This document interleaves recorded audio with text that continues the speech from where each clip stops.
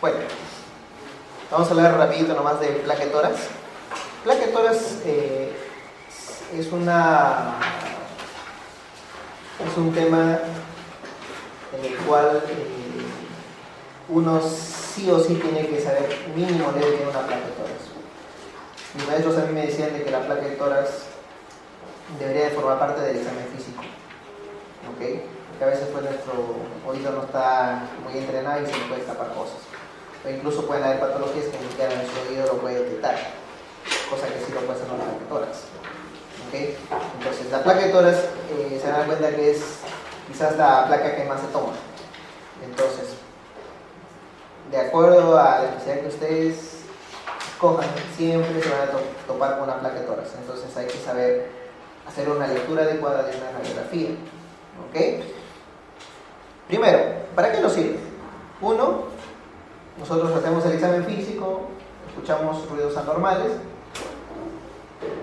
tomo la placa para ver exactamente qué es lo que está provocando esos ruidos. ¿Ok? Y obviamente eso tiene que ir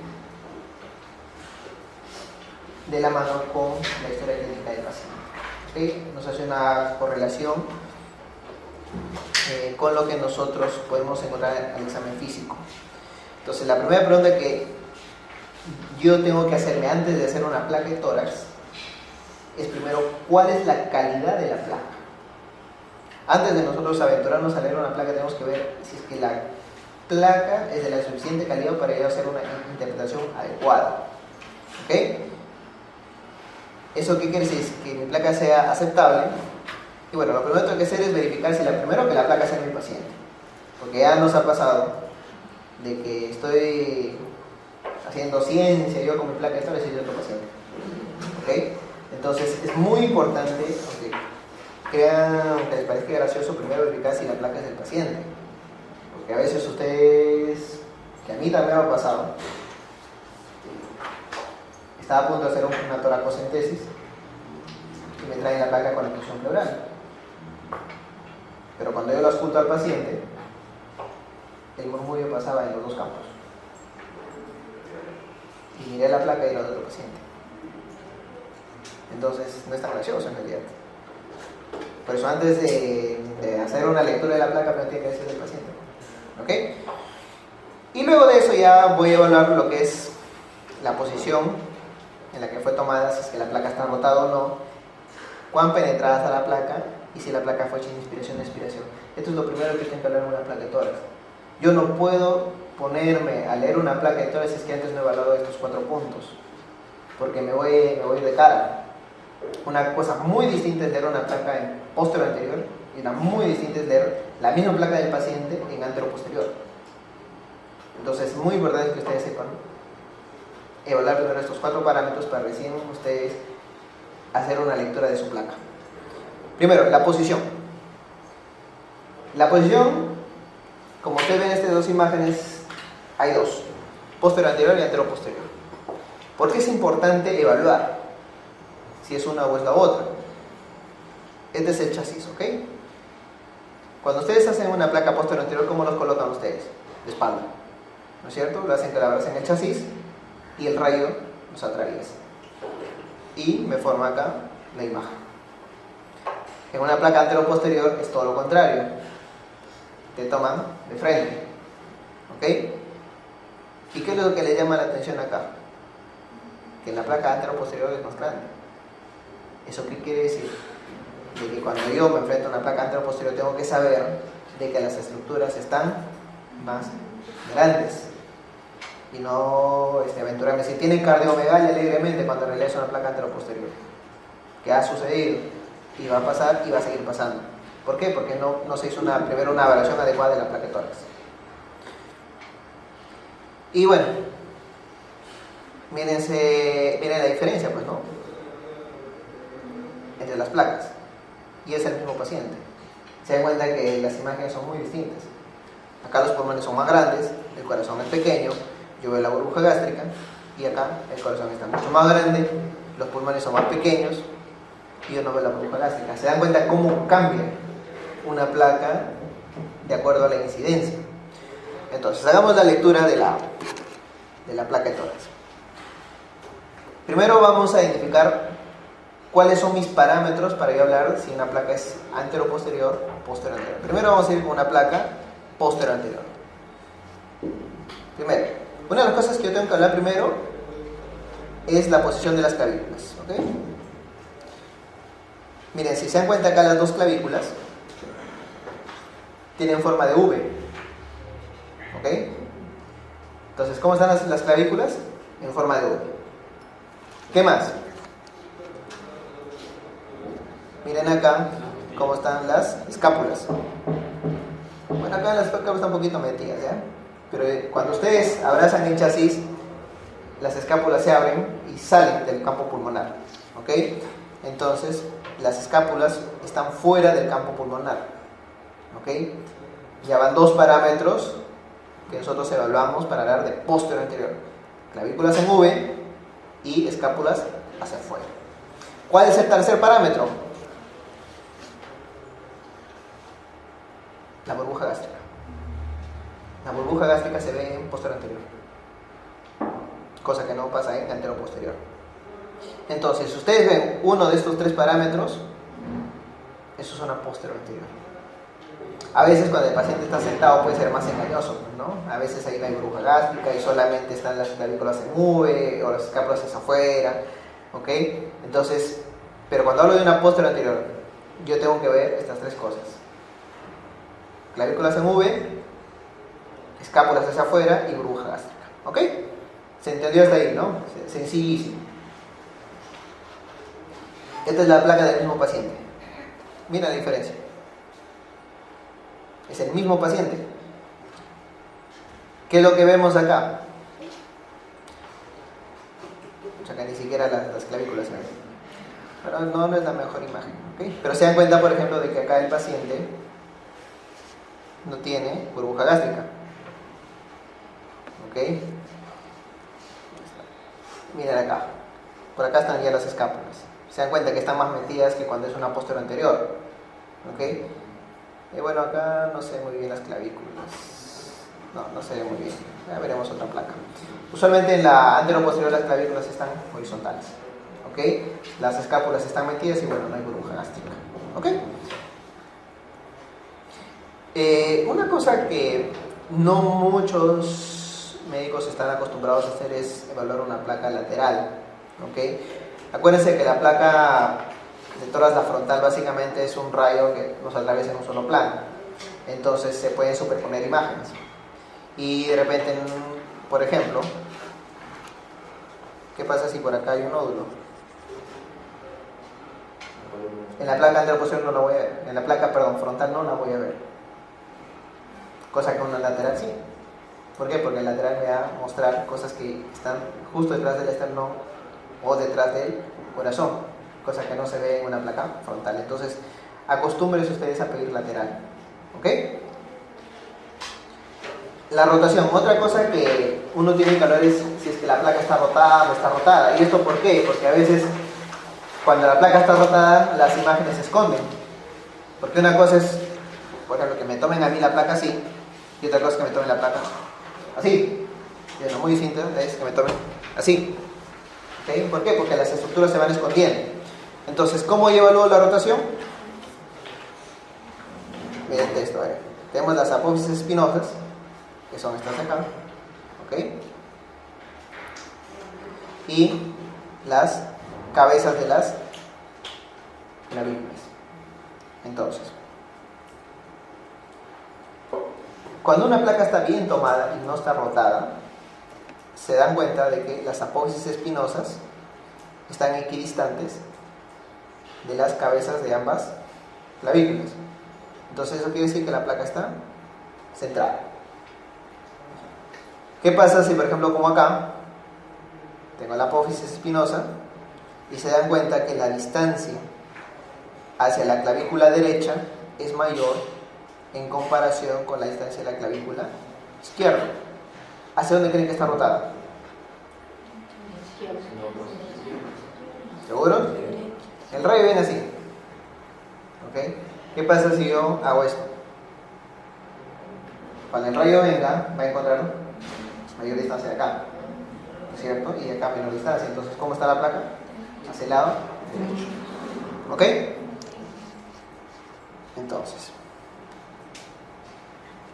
cuando la mayor distancia que ustedes ven, esa es digamos, la rotación hacia donde fue hecha la placa. ¿Ok? Y obviamente a la izquierda es al revés, pues, ¿no? La penetración. Esto es muy importante, ¿por qué? Porque cuando nosotros evaluamos las placas de toras, habrán escuchado los términos que la placa está muy blanda, que está muy penetrada, que está adecuadamente tomada, ¿ok? Eso quizás en el tiempo va a ir desapareciendo, porque ahora con los sistemas digitales ustedes ya pueden jugar incluso con el contraste, entonces ese término probablemente va a quedar en desuso, ¿ok? Pero bueno, entonces lo que yo tengo que hacer es, cuando evalúo la penetración, tengo que evaluar parénquimas pulmonares y yo tengo que ver los vasos sanguíneos. Se dan cuenta por acá que hay líneas, ¿de acuerdo? Estos son los vasos sanguíneos. Yo tengo que verlos, ¿ok? Y sobre todo lo que yo tengo que hacer es ver D4. D4 está a nivel de carina. Yo tengo que ver esa vértebra. Si yo veo esa vértebra y veo vasos sanguíneos, eso quiere decir de que mi placa está adecuadamente penetrada, ¿ok? Miren acá. No se ve D4. Bueno, todo está blanco, ¿no? Entonces, esta placa está demasiado blanca. O sea, acá yo no puedo, o sea, cualquier cosa que yo vea acá, probablemente va a ser falso. Porque como fue tomada con tan poco contraste, van a aparecer estructuras que de repente no existen. Y entonces yo voy a estar asumiendo patologías que de repente el paciente no tiene. Entonces, por eso es muy importante que nosotros evaluemos cómo está la penetración de la placa. Entonces acá la penetración es insuficiente. ¿Qué pasa si nos vamos al otro lado? Acá en esta placa se dan cuenta pues que los pulmones están radiolúcidos, muy radiolúcidos, y hasta le veo el alma al paciente, pues, ¿no? Porque se dan cuenta, pues, o sea, toda la columna se ve, toda la columna. O sea, acá yo no voy a poder evaluar estructuras. Si no hay nada, no se ve nada. Entonces esta placa es excesivamente penetrada. O sea, acá tampoco esta placa no me sirve. ¿Por qué? Porque simplemente no voy a ver nada. ¿Ok? Y una cosa que también a veces ya nosotros los neumólogos lo usamos para otro tipo para ver atrapamiento aéreo, es la placa la pedimos en inspiración o en expiración. Más que con placa es con tomografía. Pero ¿por qué es importante esto? Porque se dan cuenta, miren la diferencia entre las dos placas. Esta está en inspiración y esta está en expiración. ¿Esto por qué es importante? Porque cuando la placa estándar, ¿cuál es? Abrazo el chasis, tome aire, te cae el rayo. Y esa es la placa que nosotros vemos, ¿no? Vemos pues todo en su lugar. ¿Qué pasa cuando no me avisan y justo me toman cuando estoy en expiración? Los pulmones van a estar más chiquitos, ¿ok? Entonces, si todo está más chiquito, también el corazón se hace más grande. Es como si tuvieran una placa en AP, en antero-posterior, ¿ok? Entonces, todo va a estar magnificado. Entonces, ¿me sirve tomar una placa? En estos tiempos ya no. Porque tengo, por ejemplo, si quiero ver atrapamiento aéreo, el atrapamiento aéreo yo lo veo en expiración. ¿Por qué? Porque el atrapamiento aéreo es básicamente el aire que queda cuando uno expira. ¿Ok? Entonces, de repente si quiero un paciente asmático, luego que bote todo el aire, le tomo una placa, sí, voy a ver el atrapamiento aéreo, pues, ¿no? Pero ahora hay otros métodos mucho más sensibles para nosotros diagnosticar atrapamiento aéreo, ¿no? Y otra cosa que también es muy importante es hacer el conteo de arcos. ¿Por qué? Porque de esta manera yo puedo saber si es que el volumen pulmonar es el adecuado. Y también puedo saber si es que el paciente me ha hecho una adecuada inspiración. ¿Cómo yo evalúo? Hay dos formas. Puedo contar los arcos posteriores, que son los arcos horizontales, que cuando una placa está adecuadamente tomada, debería tener 10 arcos por lo menos. Y si yo no me gustan los posteriores y quiero tomar los anteriores, que son estos de acá, estos que hacen curva. ¿Ven? ¿Ven? Estos de acá son los que hacen como una C. Normalmente deberían de ser 6. ¿Por qué, como les repito, por qué me sirve esto? Porque si yo, por ejemplo, cuento solamente 8 arcos posteriores, esa placa está en inspiración muy probablemente. Entonces ya me voy guiando en mi idea de cosas tengo que tener en cuenta y qué precauciones tengo que tener en cuenta antes de hacer una interpretación. Otra cosa que también uno tiene que evaluar es las densidades que yo voy a encontrar en una placa de tórax. Tenemos la densidad de aire, que obviamente es la densidad del pulmón, ¿okay? La densidad de tejidos blandos, que es la piel, ¿okay? La densidad ósea y la densidad líquida. Obviamente la densidad líquida, digamos, mi estándar es el corazón, pues porque como el corazón está lleno de agua, entonces digamos que es mi parámetro para yo poder evaluar si es que la densidad que yo veo dentro del parénquima pulmonar es agua o no. ¿Ok? Entonces, obviamente para yo poder hacer una evaluación de la placa tengo que conocer la anatomía, ¿no? Lo primerito. Entonces, tenemos las clavículas, ¿ok? Tenemos las escápulas. Vamos a ver. Primero tenemos los dos hemidiafragmas. El hemidiafragma derecho y el hemidiafragma izquierdo. Lo normal es que el hemidiafragma derecho esté más alto que el hemidiafragma izquierdo por el hígado. ¿Ok? ¿Qué más? Tenemos el corazón, que ya más adelante vamos a hablarlo mucho más detalladamente. Tenemos los cilios pulmonares. Tenemos carina. ¿Ok? Tenemos acá el botón aórtico. Tenemos la tráquea. ¿Ok? Tenemos los dos parénquimas pulmonares. ¿Ok? Tenemos partes blandas. Y de esta manera ya nosotros conociendo la anatomía básica es que nosotros podemos hacer digamos un acercamiento de dónde está la patología. Por ejemplo, acá el problema, ¿dónde está? ¿Qué es lo que les parece anormal en esta placa de tórax?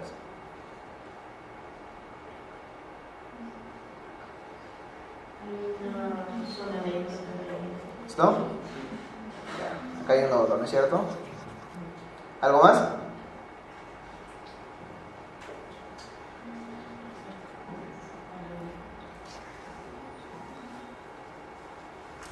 ¿Algo más les llama la atención?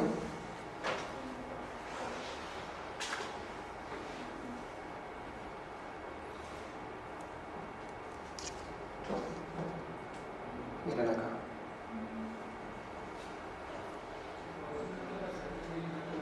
Hay otro nódulo. ¿Ok? Por eso a veces, bueno, ya lo voy a decir más adelante, la evaluación de la placa de tórax tiene que ser muy ordenada, porque si no, se escapan cosas. ¿Ok? Entonces, ya conocemos la anatomía básica y bueno, en una lateral, acá vamos a ver mucho más cosas, ¿no?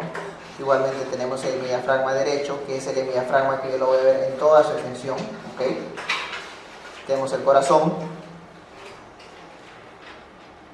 tenemos la aorta ascendente, tenemos el callado, tenemos la aorta descendente, tenemos la tráquea, ¿ok?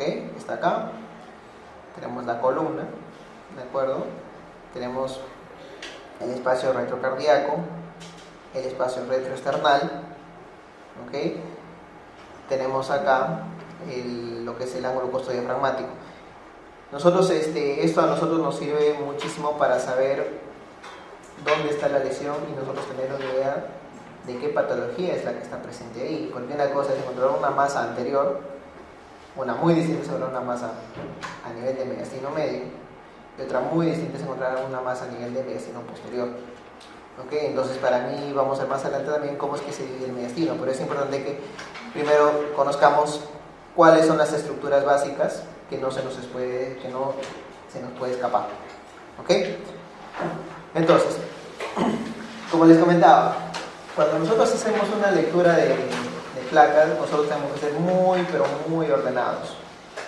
¿Ok? Esto es una... A mí me gusta mucho este libro de Felson, que es un libro de radiología, porque me parece que la forma como te dice que tienes que leer es siempre en sentido común. ¿Ok? Te dice, si empiezas en un punto, acabas en ese punto. ¿Qué quiere decir? Por ejemplo, si empiezo acá, miro, voy mirando, ¿no?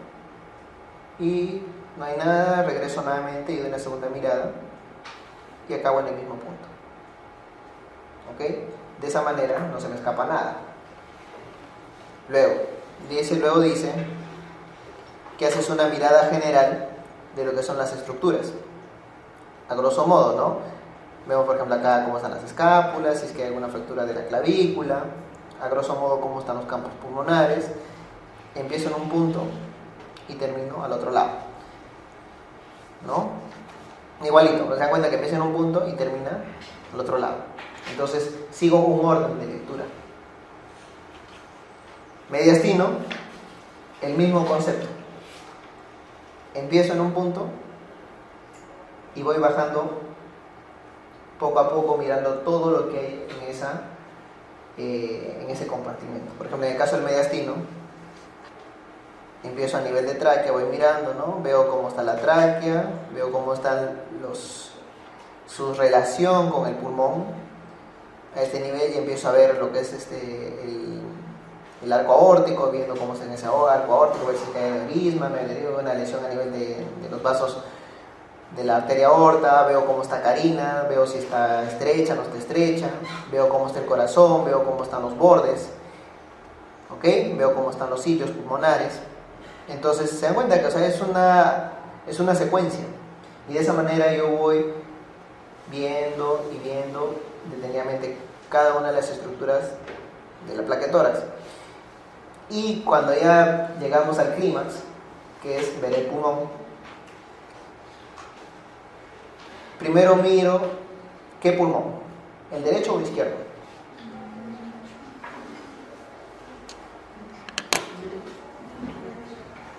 ¿Quién mira el pulmón derecho primero? Levanta la mano. La mayoría mira el izquierdo entonces. ¿Qué pulmón miro primero? Muy bien. No es que haya un pulmón que yo tenga que mirar primero, derecho o izquierdo. Primero miro el pulmón que está menos comprometido. Siempre.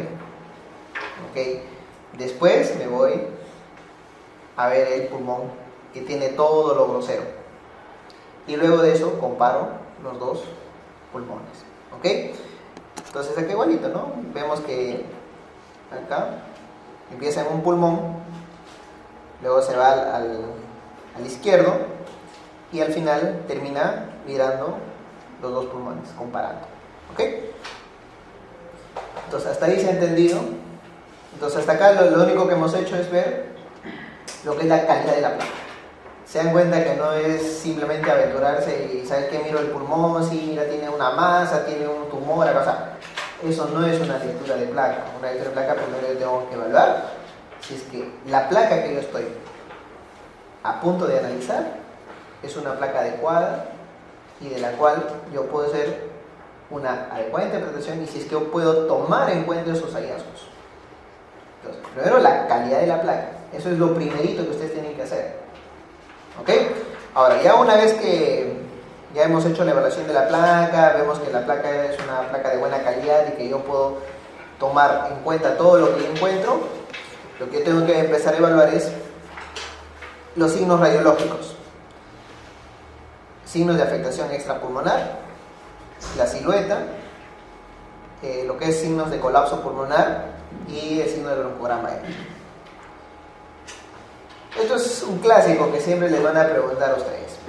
Dígame dónde está la lesión. ¿Está dentro del pulmón? ¿O está en mediastino? ¿O está en la pleura? Y acá tenemos dos ejemplos. Vemos esta masa. Y del otro lado vemos esta otra masa. ¿Ok? Entonces, la forma más fácil es midiendo el ángulo. Si el ángulo es agudo, el ángulo agudo es entre la masa y el arco costal, si esto es menos de 90 grados, esa masa es intrapulmonar. ¿Se entendió hasta ahí? Si el ángulo de convergencia entre la masa y la pleura, o el arco costal en este caso, es agudo, esa masa es intrapulmonar. Cosa muy distinta que ustedes ven acá. Se dan cuenta que es obtuso. Es más de 90. Acá la afección de esa masa es extrapulmonar. ¿Eso qué quiere decir? De que esta masa no es del pulmón, por eso esto probablemente sea una masa de la pleura que se está metiendo al pulmón. ¿Ok? Entonces, de esa manera yo puedo saber dónde está la lesión. ¿Ok? ¿Se entendió hasta acá? ¿No es cierto? ¿Se entendió? ¿Por qué es esto? ¿Por qué? Porque el ángulo, ese sentido común, mira. ¿Qué pasa si yo tengo una masa intrapulmonar? Empieza a crecer la masa, empieza a crecer la masa, empieza a crecer la masa, empieza a crecer la masa. Te das cuenta que el ángulo que siempre forma es agudo. En cambio, si crece de afuera,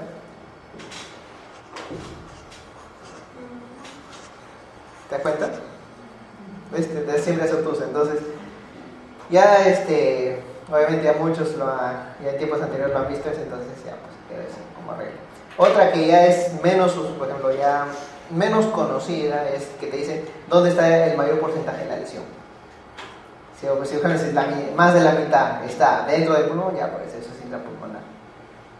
O si bueno, se pasa viceversa. Porque a veces sucede pues de que obviamente toda medicina saben que no es así, entonces te das cuenta que masas intrapulmonares que incluso tienen la dosis y tienen el ángulo obtuso. Entonces ahí, o sea, son ya reglas digamos, excepciones a la regla. Pero en general, si es ángulo agudo, eso es intrapulmonar, y si es ángulo obtuso, es extrapulmonar. ¿Se entendió acá, no? Perfecto. Otro signo que ustedes tienen que tener muy en cuenta y que es uno de los más importantes es el signo de la silueta. El signo de la silueta es básicamente dos estructuras que tienen la misma densidad y hacen contacto. ¿Ok? Y si hacen contacto, se borran. O sea, tú no sabes cuál es cuál. ¿Ok? Como ustedes ven acá. O sea, primero ven acá. Se dan cuenta que este es el corazón y acá hay una masa. Bueno, acá hay un consolidado. ¿Ok? Si no hacen contacto, ustedes lo van a ver en la placa, van a poder diferenciarlo. Pero ¿qué pasa si hacen contacto?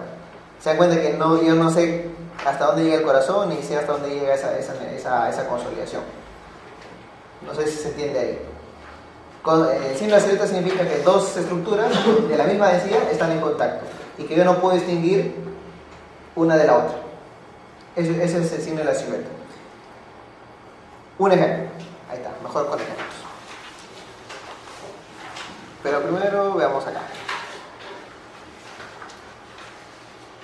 Vamos acá primero.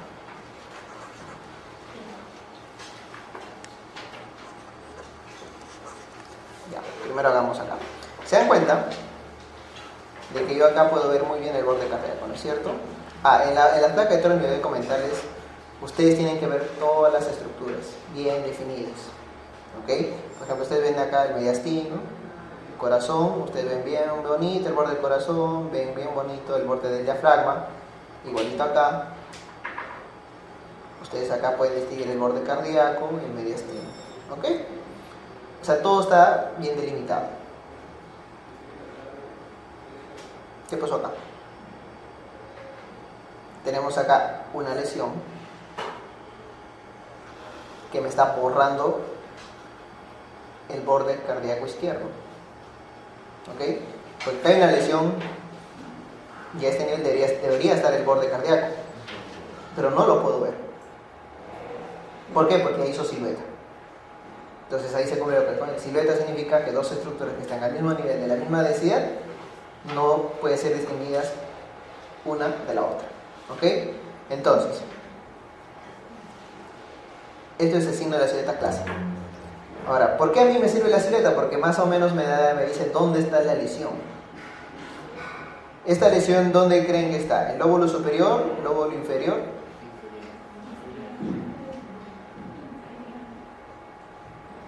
¿Superior o inferior? ¿Por qué inferior? Por la ubicación. ¿Ya? ¿Alguien que me diga que está en el lóbulo superior?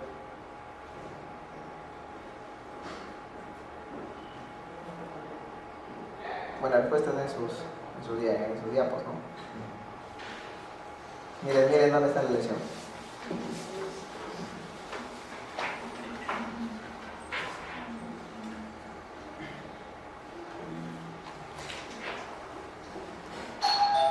Está en el lóbulo superior. Hay una... Acá vamos a dibujar acá. Vamos a poner acá.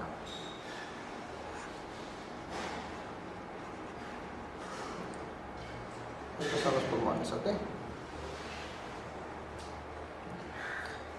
Este es el pulmón. Este es el hemidiafragma.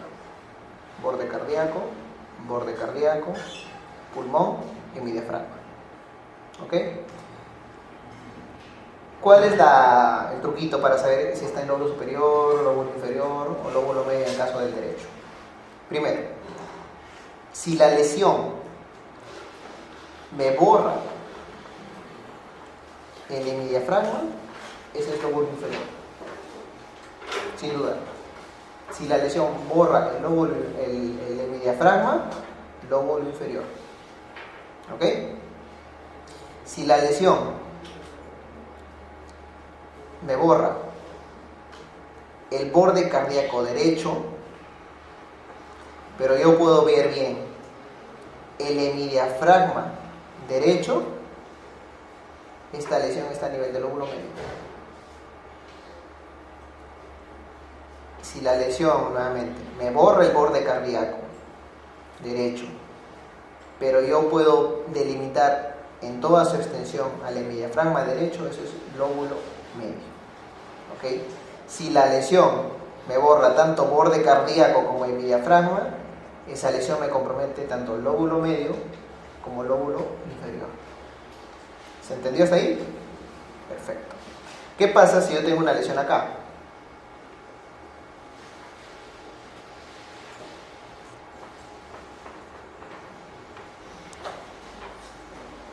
¿Qué pasa si yo tengo una lesión acá? ¿Dónde está la lesión? Está el hemidiafragma izquierdo indemne, borde cardíaco limpio. Y la lesión está acá. ¿Dónde está la lesión? Lóbulo superior. Porque ¿qué les dije? Cuando la lesión borra el hemidiafragma, recién yo puedo afirmar que la lesión está a nivel del lóbulo inferior. ¿Eso qué quiere decir? Que probablemente todo esto es lóbulo superior. O sea, no se dejen llevar solamente porque está más abajo, es lóbulo inferior. No. Solo si borra el hemidiafragma es lóbulo inferior. Solamente eso. ¿Ok? ¿Se entendió hasta ahí, no es cierto? ¿Se entendió? Muy bien. Entonces, acá la lesión está a nivel de lóbulo superior. ¿Por qué? Porque yo puedo ver acá el hemidiafragma izquierdo. ¿Ok? Acá pues la lesión está evidentemente donde está, pues no vemos el hemidiafragma, lo vemos en su totalidad, pero vemos que acá se borra el borde cardíaco derecho. ¿Dónde está el lóbulo medio? ¿Ok? Ahora, signos de colapso pulmonar, estos son las atelectasias. ¿Ok? Para nosotros hablar de atelectasias es bien sencillo, solamente tenemos que ver cómo se mueven las fisuras. En el caso de este gráfico del A, vemos que la cisura menor se está desplazando hacia arriba. ¿Eso qué quiere decir? De que lo que se está colapsando, se está atelectasiando es el lóbulo superior. ¿Ok? Igualito acá, ¿no? Vemos, por ejemplo, esta es la cisura mayor, esta es la cisura menor, vemos que se están desplazando hacia arriba, este es lóbulo superior. Si la cisura menor se desplaza hacia abajo, y si lo vemos desde atrás, si la cisura menor se desplaza hacia abajo y la cisura mayor se desplaza hacia arriba, todo este segmento es el lóbulo medio, se atelectació el lóbulo medio. Y si la que se desplaza es solamente la cisura mayor, ese es lóbulo inferior. ¿Ok? Y en el lado izquierdo es mucho más sencillo, pues, porque ahí solo hay una cisura. Si la cisura se mueve hacia arriba, lo que se ha colapsado es el lóbulo superior, y si la cisura se mueve hacia abajo, lo que se ha colapsado es el lóbulo inferior. Ejemplos. Ustedes lo que van a ver acá, a grosso modo, es que ustedes ven acá una radiopacidad que me compromete todo el lóbulo superior. Perdón. Todo el hemitórax izquierdo. ¿Por qué? ¿Por qué afirmo que es todo? Porque ni siquiera puedo ver el hemidiafragma. ¿Ok? Ahora la pregunta que yo me hago es, ¿esto es efusión pleural o es atelectasia? Porque la efusión pleural también es igualito, ¿eh? Blanco, se ve todo.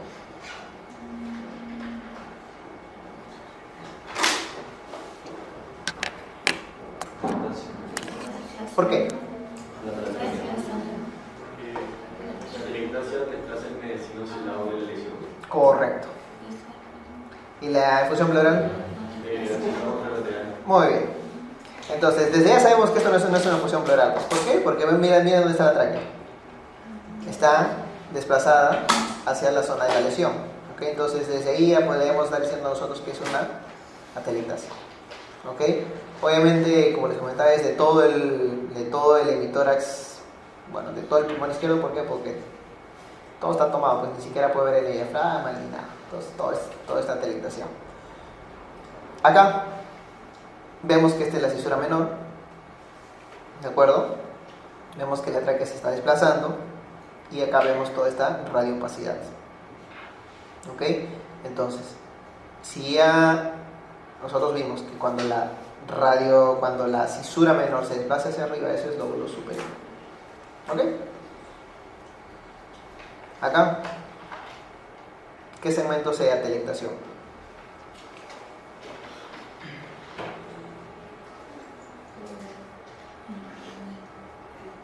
Bueno, ¿qué lóbulos exactamente? Bueno, la pregunta es ¿qué lóbulos o qué lóbulos de atelectación?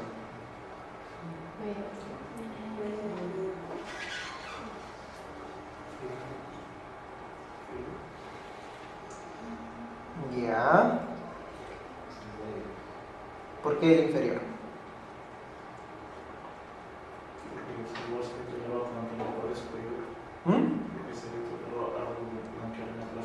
No, esa no es la respuesta. ¿Qué cosa yo les enseñé? El hemidiafragma. Yo acá no lo veo el hemidiafragma ya. El hemidiafragma acá no está. Al contrario, acá está haciendo silueta, lo que les decía. Se atelectación y hace silueta con el diafragma y ahí desaparece. Desaparece mi diafragma, desaparece el borde cardíaco. Entonces, si desaparece mi diafragma es el lóbulo inferior y si desaparece el borde cardíaco es lóbulo medio. Entonces acá se ha atelectasiado lóbulo medio y lóbulo inferior. ¿Okay? ¿Les quedó claro eso del semidiafragma y el borde cardíaco? ¿Seguros? O sea que lo repita. ¿Lo repito? Ya. Entonces, nosotros tenemos los pulmones, ¿ok? Entonces, solo habíamos dicho que acá hay borde cardíaco del lado derecho, el diafragma izquierdo, borde cardíaco. ¿Qué dijimos? Que si la lesión me borra el hemidiafragma derecho o el hemidiafragma izquierdo, esas lesiones están en el lóbulo inferior.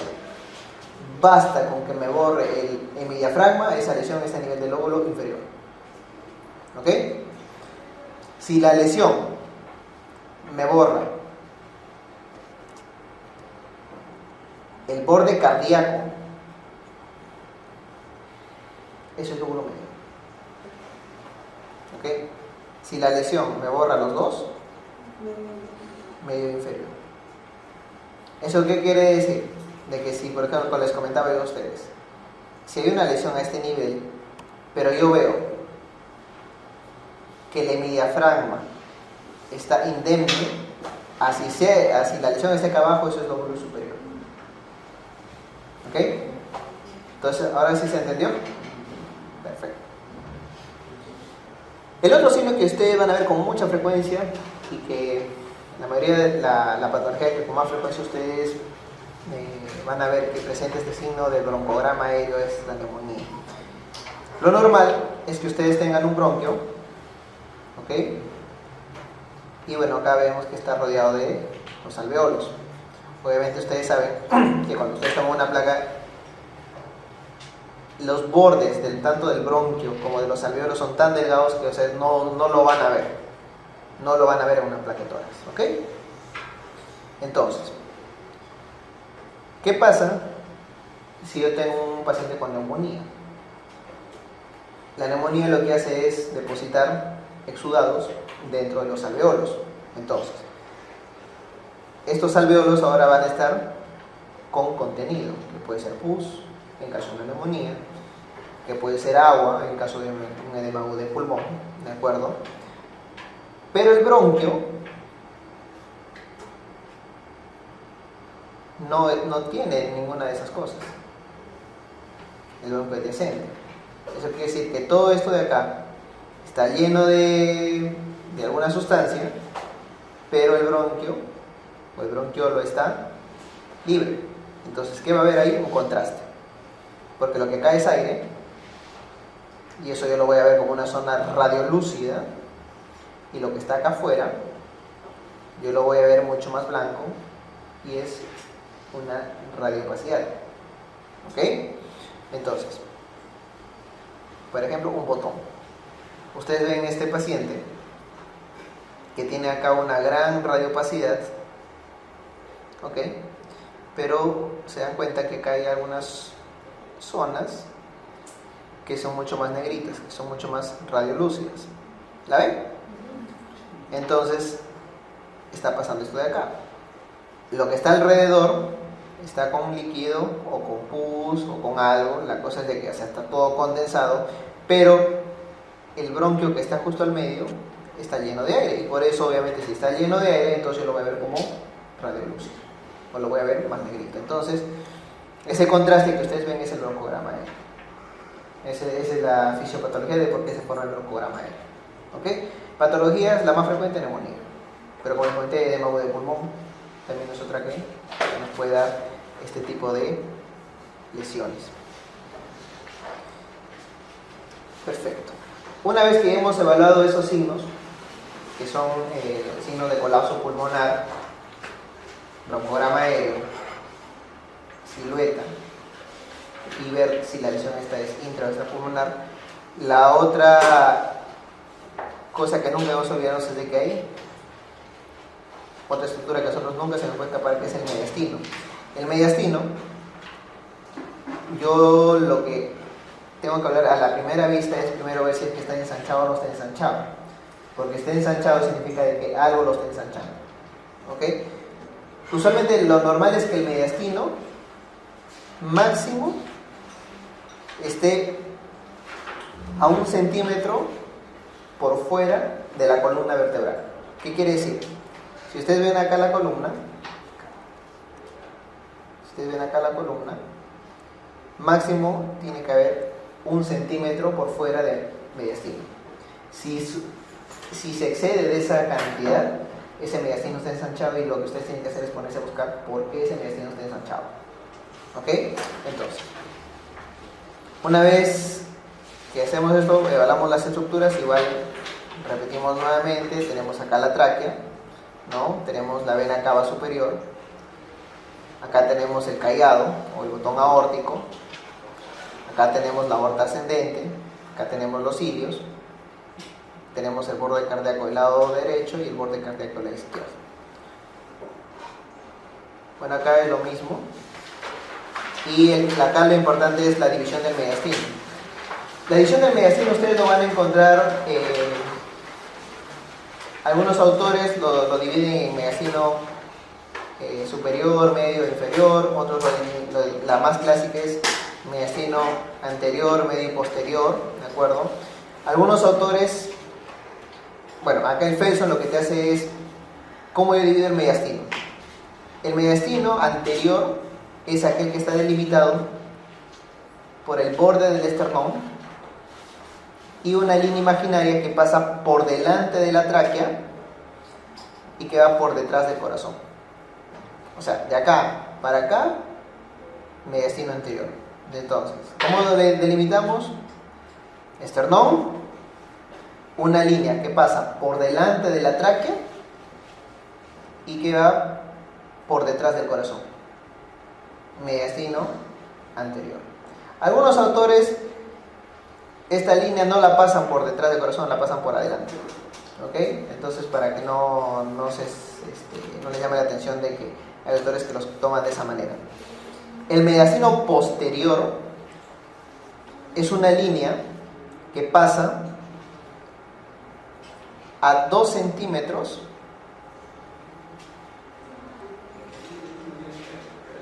de la columna vertebral. ¿Ok? Ustedes ven que acá está toda la columna vertebral, 2 centímetros de acá para atrás, mediastino posterior. ¿Se entendió hasta ahí? Una línea que está a 2 centímetros del borde de la columna vertebral hasta la parte posterior. Todo ese mediastino posterior. Y obviamente lo que queda al medio es mediastino medio. ¿Ok? ¿Por qué es importante esto? Porque las patologías que nosotros podemos encontrar en cada uno de los compartimentos son distintas, aunque a veces, bueno, se pueden cruzar. ¿Okay? Por ejemplo, cuando las lesiones son anteriores, ustedes han escuchado de que tienes que pensar en las 4 T's, ¿no es cierto? ¿Han escuchado las 4 T's del mediastino anterior? Tiroides. ¿Ok? Pues eso son las 4 T's. Cuando ustedes ven una masa o alguna lesión anterior, ustedes tienen que pensar en esas 4 cosas. ¿No? Sencillísimo. Para ya, bueno, ya un poco más avanzado, pues, pueden haber quistes pericárdicos, ¿no? O otro tipo de patologías que ya están a nivel de mediastino anterior, pero con las 4 T es suficiente. A nivel de mediastino medio, acuérdense que a ese nivel, básicamente lo que es ganglios. Entonces, cualquier ensanchamiento mediastínico que ustedes vean que depende de mediastino medio, eso es ganglios hasta que se muestre lo contrario. ¿Ok? Y si ven a nivel de mediastino posterior, lo más frecuente, obviamente, son los tumores del sistema nervioso central, a nivel de médula. Los gangliomas, los paragangliomas, todas esas patologías de médula espinal, ustedes las van a ver en mediastino posterior. ¿Ok? Entonces, por eso es importante que ustedes, cuando evalúan una placa o una tomografía, vean dónde está la lesión, para que de esa manera su diagnóstico diferencial pueda ser un poco más focalizado. ¿Ok? ¿Se entendió la división del mediastino? Creo que era la segunda línea. La línea que dividió el cocitriz. Ah, ya. El mediastino anterior, como dije, es esternón y una línea que pasa por delante de la tráquea y que sea por detrás del corazón. El mediastino posterior es una línea que pasa a 2 centímetros de la columna y que va hasta atrás. Y obviamente todo lo que queda en medio es el mediastino medio. ¿Ok? Perfecto. ¿Alguna duda hasta acá? Entonces, cuando nosotros hablamos del mediastino, como les comentaba, lo normal puede ser de que esté a máximo 1 centímetro por fuera de la columna vertebral. ¿Okay? Sin embargo, cuando eso no sucede, yo tengo que hablar por qué se me siente ensanchado. Y bueno, tengo acá dos tipos de ensanchamiento. Uno, el localizado, que lo que yo tengo que poner a pensar que eso es una tumoración, ¿ok? Y el difuso, Obviamente acá no, yo no voy a pensar en una tumoración, acá yo tengo que pensar que eso es sangre o eso es pus. Y por eso es que el ensanchamiento es difuso, a diferencia de cuando es localizado. Entonces por eso es importante que yo sepa ver entre uno y otro, porque el diagnóstico cambia. ¿Ok? Entonces, ejemplos. Por ejemplo, acá ¿dónde está la lesión?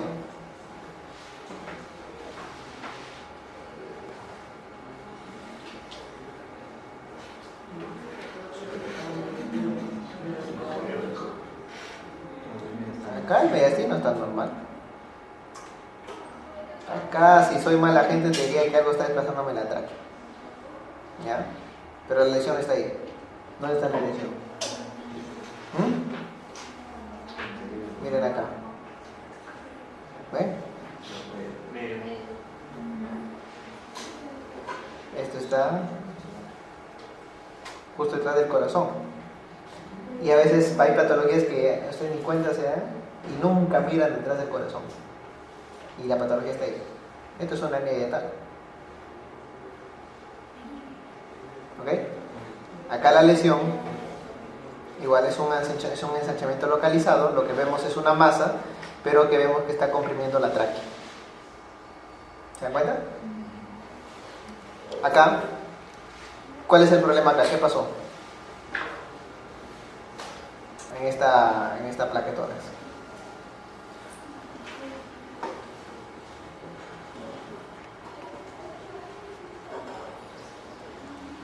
Como les comenté, ustedes tienen que hablar en orden, ¿no? Entonces miramos. Lo que a mí me llama la atención acá, no hay nada. ¿Qué es esto? Aire. Acá no debería haber aire. Sigo mirando partes blandas. Para evaluar si las partes blandas son adecuadas, si el paciente está nutrido, está muy gordito, no hay un parámetro exacto, en realidad es básicamente experiencia. Obviamente si veo mucho tejido adiposo, obviamente ya sé que el paciente está muy gordito, pues, ¿no? Si veo que prácticamente es pellejo nada más, ya sé que ese paciente está desnutrido. Entonces no es que hay una medida exacta para yo hablar de si la parte blanda es adecuada o está muy gordo o está muy flaco, ¿ok? O sea, no hay. Entonces, ¿qué más? Entonces ya vimos uno, acá hay aire. Seguimos hablando de partes blandas. Y miren acá. ¿Qué es esto? Enfisema subcutáneo. ¿Se dan cuenta? Mire, ve. Mire, ve. ¿Es necesario tomar una placa para diagnosticar enfisema subcutáneo? ¿Por qué? Solamente palpando, ¿no es cierto? Crepita. Y acá también, miren, miren este borde cardíaco. Se dan cuenta que cae ahí, miren, está en una zona mucho más radiolúcida. Entonces este paciente tiene enfisema subcutáneo con neumomediastino. ¿Ok? Y acá, obviamente, como ya les comentaba, miramos la columna, vemos que para acá no hay ensanchamiento, pero se dan cuenta que acá hay algo que me está ensanchando ese mediastino. Entonces, acá hay una lesión que es la que yo tendría que evaluar. ¿Ok? ¿Se entendió hasta ahí mediastino? Acá no hay mucho, en realidad. Es acordarse uno de la división de mediastino, saber que el mediastino es máximo hasta 1 centímetro por fuera de los cuerpos vertebrales. Si el ensanchamiento es localizado, pensar en masas. Si el ensanchamiento es difuso, pensar en sangre o en pus. ¿Ok? Y también pues ver que a ese nivel también puede haber aire, ¿no? Usualmente esta placa probablemente sea de un paciente asmático. El asmático es el que hace enfisema subcutáneo. Cuando yo evalúo ya el corazón, que es otra estructura que yo tengo que tener en cuenta cuando yo veo la placa de tórax, vemos pues el arco aórtico, ¿de acuerdo? Que usualmente el arco aórtico se clasifica entre los 55 a 60 años, entonces es un parámetro que ustedes pueden usar para dar con la edad del paciente, ¿de acuerdo?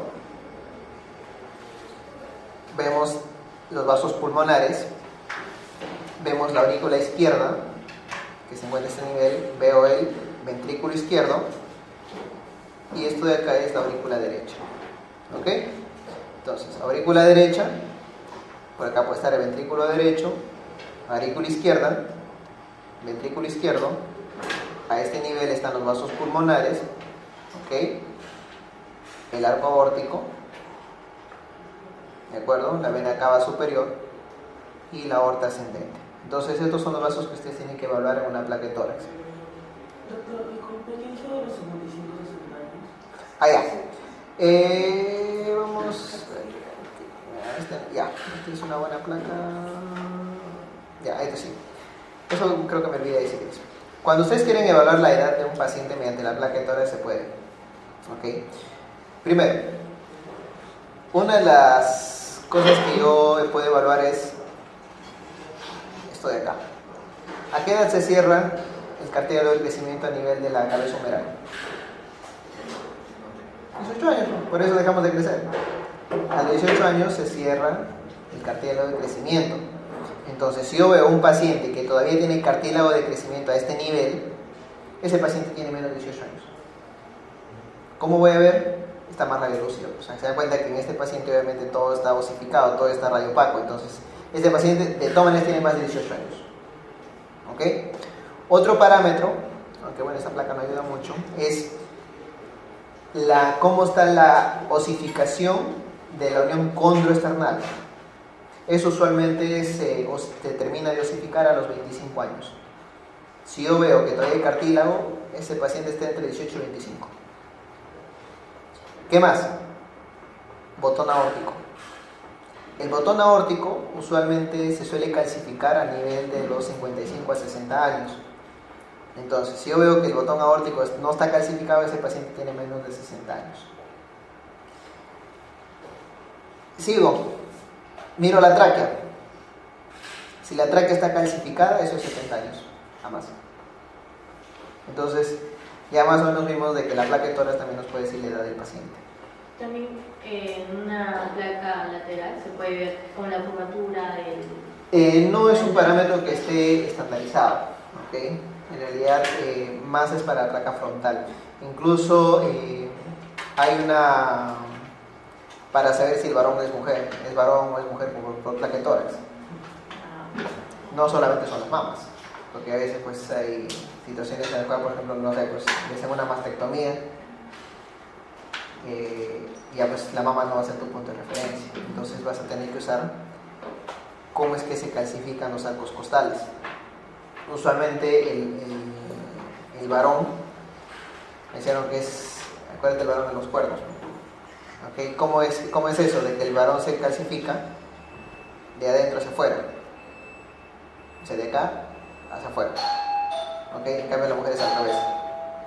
Entonces más o menos te vas dando una idea de si esa placa es varón o es mujer, ¿no? Que es aparte de la mama, como dije, que es el otro parámetro que es obvio para ver si es varón o es mujer. ¿Okay? Y bueno, la edad son los puntos, como le dije. Si ustedes ven cabezas de la cabeza humeral que todavía no está osificada, ese paciente tiene menos de 18 años. Si está osificada, más de 18. Si está calcificado los arcos, la unión condroesternal, 25 años. Si está calcificado el botón aórtico, más de 65. Si está calcificada la tráquea, más de 70 años. ¿Ok? Listo. Otro punto que ustedes también, un clásico que hacen es medir la silueta cardíaca, ¿ya? Que lo que hacen ustedes es tomar las mayores medidas que hay a nivel del borde cardíaco, ¿ok? Es la mayor distancia entre la mayor distancia de la parrilla costal. ¿Eso qué quiere decir? De que, por ejemplo, yo trazo un punto acá, tengo que medir esta distancia sumada con esta distancia de acá, porque es la mayor distancia entre la mayor distancia de la parrilla costal. Entonces es lo que se llama el índice cardiotorácico. Cuando lo normal es que es menos de 0.5. ¿Ok? Ojo, esto es para una placa PA. PA, ni se les ocurre estar viendo una placa P. ¿Ok? Es una placa PA. ¿Ok? Entonces, una de las cosas que yo tengo que ver es cuál es la cavidad cardíaca que está creciendo. Y eso es bien sencillísimo. Miren acá. La cavidad izquierda, cuando crece, la punta se levanta. Y cuando crece la cavidad derecha, bueno, aparte de que crece la aurícula derecha, la punta se va hacia abajo. Entonces todo lo contrario. No sé si se llegó a entender. Cuando crece cavidad izquierda, la punta se levanta. Acuérdense de que el corazón tiene una punta, ¿no es cierto? Y cuando la punta se levanta es porque ha crecido el ventrículo izquierdo. Si la punta se va hacia abajo, es porque ha crecido el ventrículo derecho. Y bueno, aparte del ventrículo derecho crece la aurícula derecha también, ¿no? Cosa que no suele ser muy frecuente con el izquierdo. Entonces, es una forma sencilla de evaluar el crecimiento de cavidades. Otra cosa que es muy frecuente, de que ustedes lo van a ver, es: mi paciente está congestionado. ¿Cuál es el signo más temprano de congestión pulmonar? La de redistribución de flujo. Normalmente, ¿cómo debería ser la distribución del flujo? De arriba hacia abajo, por gravedad. La distribución de flujo es al revés. Ustedes ven acá que los vasos sanguíneos están yendo hacia arriba. Entonces, este paciente, lo más probable es que esté empezando a hacer congestión pulmonar, que es el signo más precoz de congestión pulmonar. ¿Ok? Y otra cosa, esto respecto a lo que es el de flujo.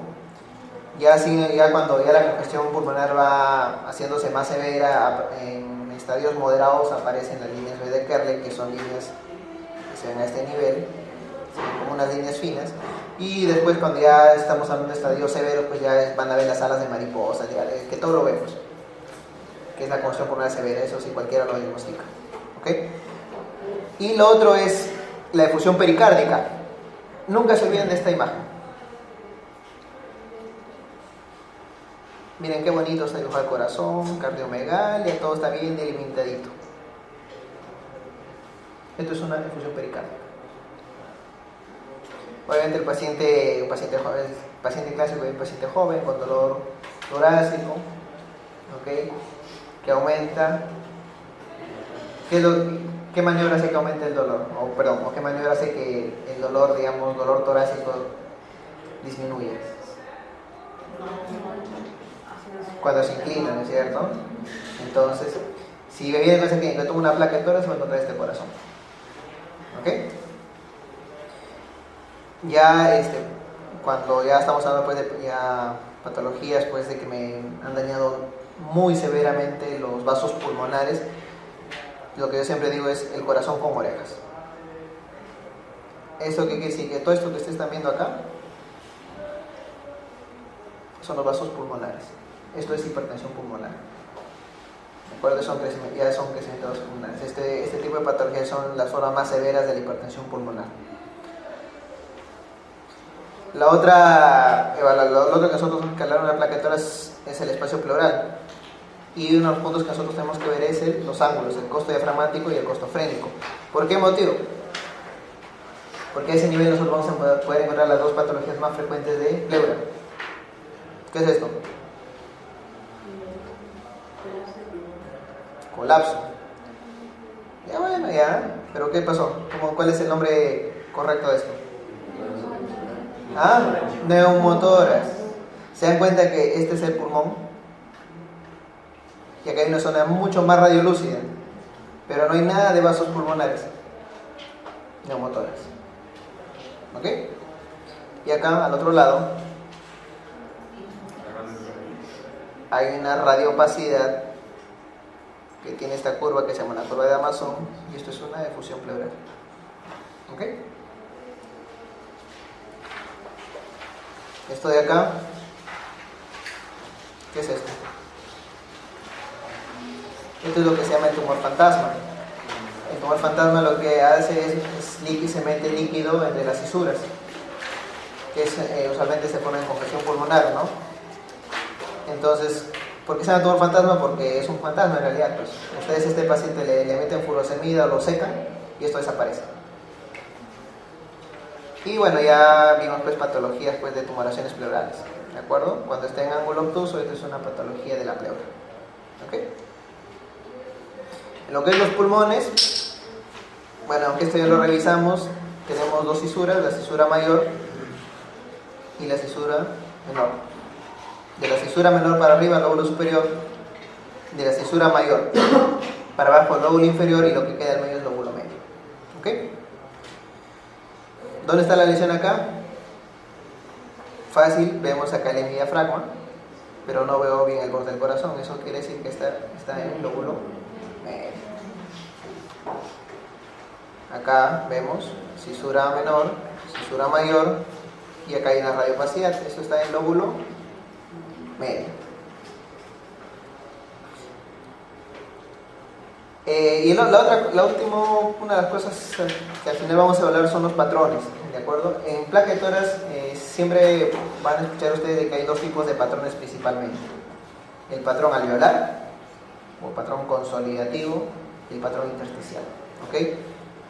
El patrón alveolar obviamente es porque el problema es en el alveolo, y el patrón intersticial es todo lo que está por fuera del alveolo. ¿Eso qué quiere decir? Intersticio, vasos sanguíneos, ¿de acuerdo? Espacio extracelular, ese es el intersticio. El patrón alveolar o consolidativo es bien fácil. Ya vimos este ejemplo, es una radiopacidad, radiopacidad, radiopacidad, radiopacidad, radiopacidad, radiopacidad, radiopacidad.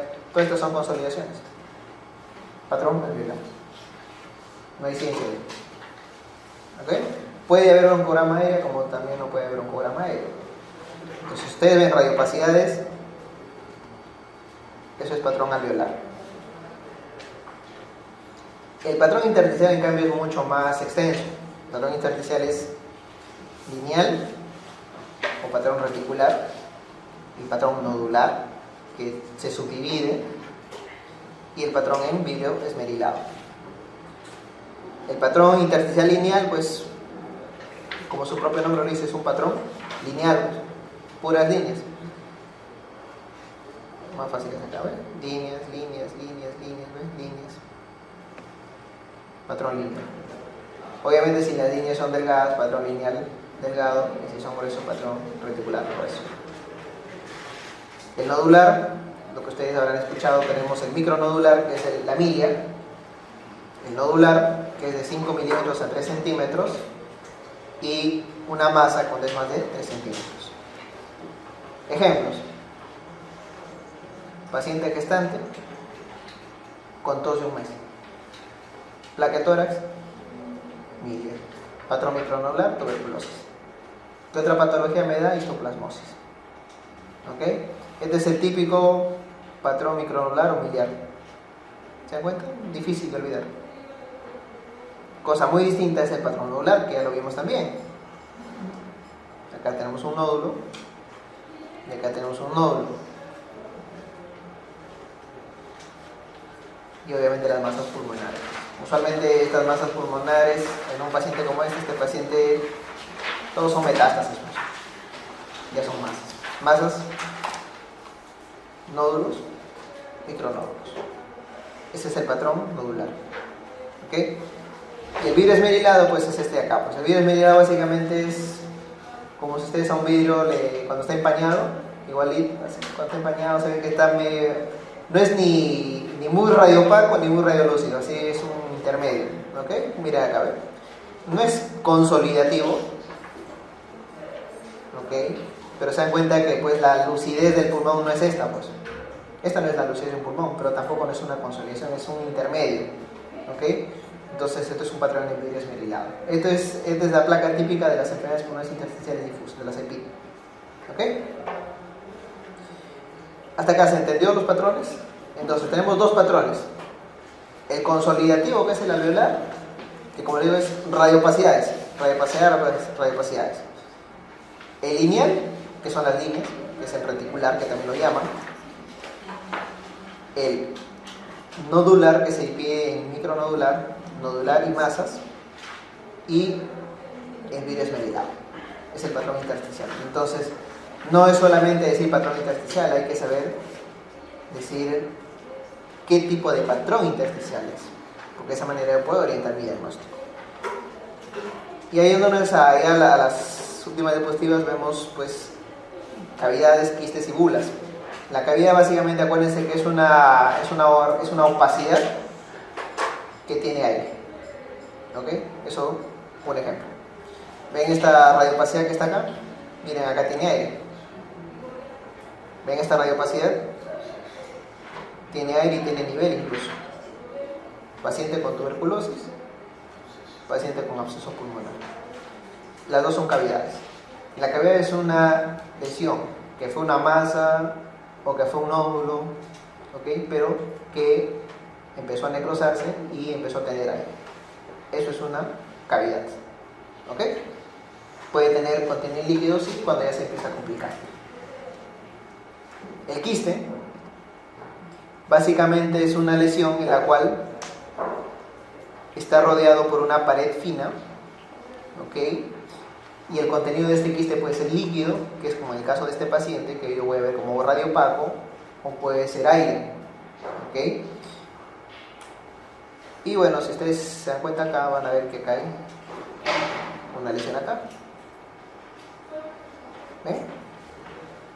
¿Se ve? Esto de acá es una bula, que también es igualito, es una cavidad. ¿Qué cavidad? Es una zona del pulmón que tiene una pared fina, ¿de acuerdo? Pero que contiene aire. La diferencia entre cavidad y entre bula y quiste, que la bula está rodeado de parénquima normal, mientras que el quiste de parénquima normal. ¿Ok? Entonces, ya. La bula, o sea, lo que pasa es que tanto la bula como el quiste son lesiones que tienen una pared delgada. ¿Ok? Las dos el quiste puede estar lleno de agua o de aire. Y la bula solamente de aire. Pero ¿qué pasa si yo me encuentro un quiste que está lleno de aire y tengo una bula que es aire? ¿Cómo sé que es uno es el otro? La bula está rodeado de parénquima anormal, usualmente enfisema pulmonar, mientras que el quiste está rodeado de parénquima normal. ¿Se entendió? Listo. Y bueno, y eso sería todo. ¿Se entendió hasta acá? ¿Alguna pregunta, alguna duda? ¿Cómo diferenciaría una lesión que está próxima al mediastino? O sea, si es parte del mediastino o es parte del Ya, igualito que cuando es para pleura. Igualito el ángulo, así es. Eso es algo que me olvidé de contar. O sea, la regla funciona para mediastino o para enfermedad de la pleura. Lo mismo es. ¿Alguna otra pregunta, chicos?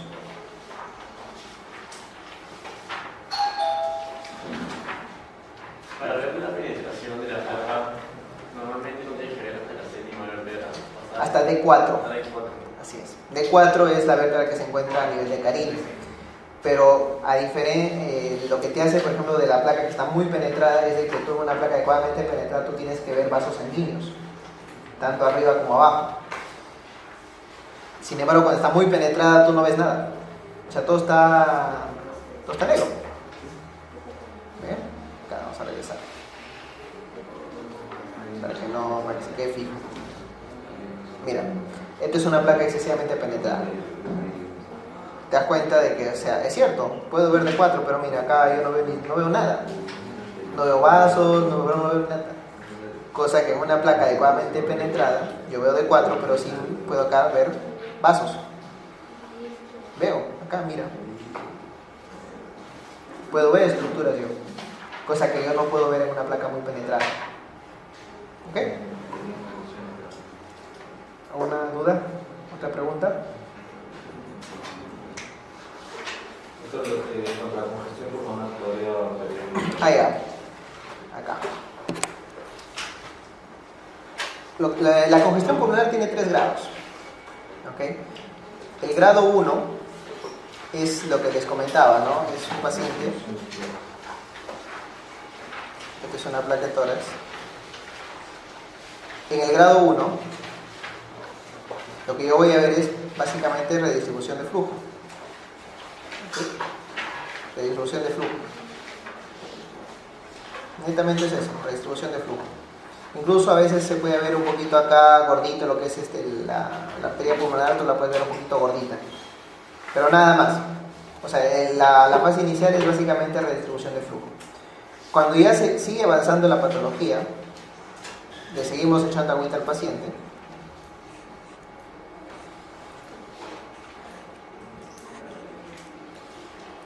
Aparte de la restricción de flujo, lo que voy a empezar a ver es ver las líneas B de Kerley,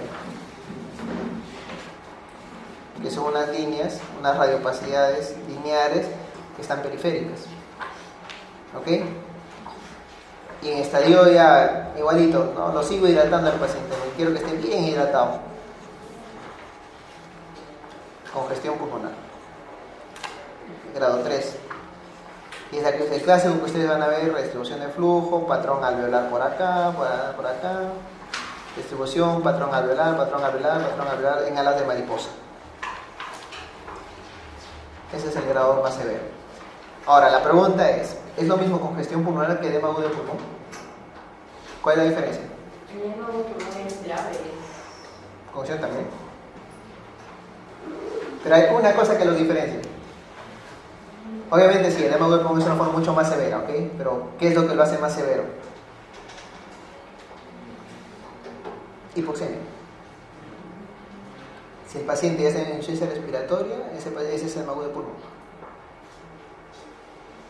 La congestión pulmonar no necesariamente. El edema agudo de pulmón sí. ¿Ok? Listo. ¿Alguna otra pregunta, chicos?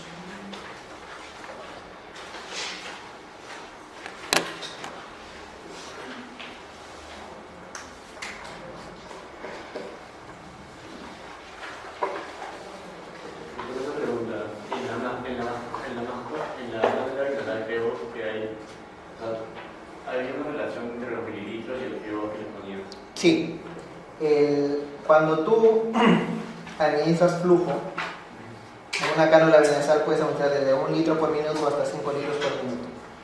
¿Por qué ya no más? Por lo que les comentaba, cuando ya aumento mucho flujo por una cánula venasal, tengo sequedad de mucosas, epistaxis, mucha irritación, es muy molesto para el paciente. Por cada litro que aumento 3 a 4% de CO2. Ojo, eso es en pacientes como nosotros, que hacemos volúmenes tidales de 500. Por eso yo les decía que cuando ustedes ponen una cánula binasal a un paciente, por ejemplo, que está haciéndome respiración superficial, ya es, por ejemplo, a 2 litros, que en teoría para mí es 28. ¿Okay? Para ese paciente no va a ser 28, probablemente sea 36, 40 o 50, solo con 2 litros. ¿Por qué? Porque como el paciente está respirando superficialmente, tiene poco espacio muerto, entonces el oxígeno que entra tiene menor espacio donde puede distribuirse, entonces la concentración aumenta. No sé si se entiende. Si yo tengo menos volumen y yo meto algo, la concentración va a ser mucho mayor que si yo meto la misma cantidad en una mayor cantidad de volumen. Cosa muy distinta, por ejemplo, ¿qué pasa si yo estoy respirando? Eso ya no es 500. Voy a estar, probablemente estar hablando de 750, 800, ¿ok?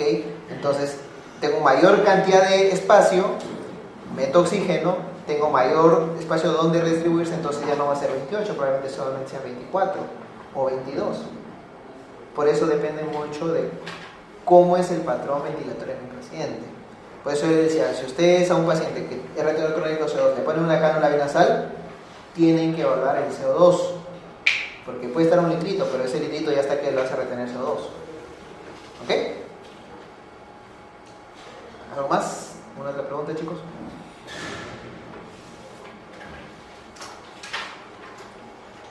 Bueno, si no más preguntas, eso sería todo, chicos, ¿ya?